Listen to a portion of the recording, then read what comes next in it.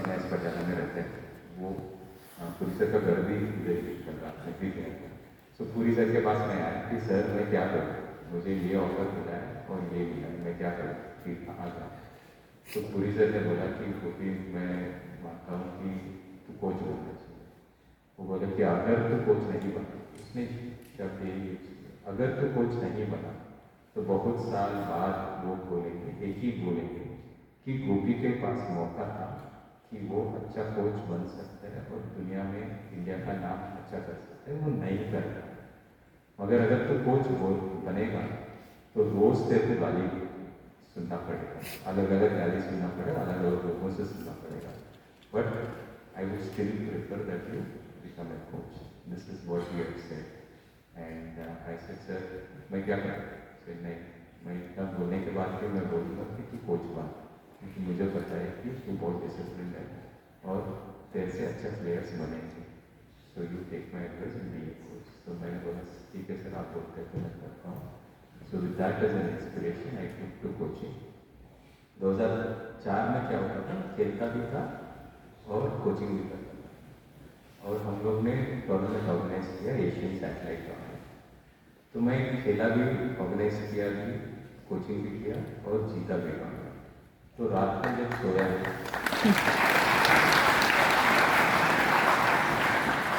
तो रात में जब मैं सोया तो मुझे ऐसा था कि जो प्लेयर को मैंने कोच किया उसी को मैंने हराया। तो मुझे ना दिल में ऐसा था कि भाई प्लेयर होके मुझे जीतना था और कोच होके मुझे हारना था। I wanted my player to win and as a player I wanted to win. तो ये जो अंदर में जो इमोशन था वो बहुत ही गंदा था।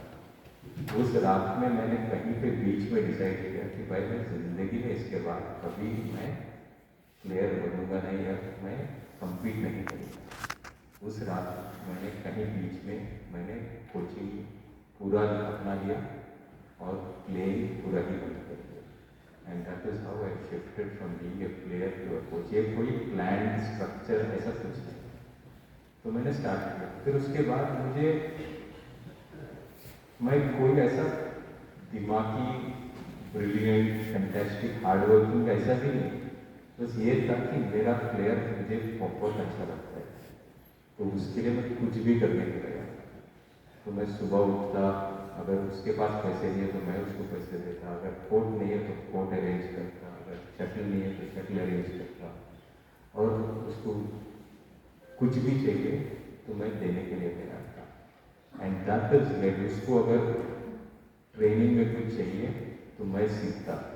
तो मैं कनाडा स्टीव नॉरिस करके फिजियोलॉजिस्ट है, उनसे सीखा, देन इंग्लिश से सीखा, then I actually did courses with all of them. I have Stephen फबराल करके वर्ल्ड के टॉप फिजियोलॉजिस्ट है, उनसे सीखा।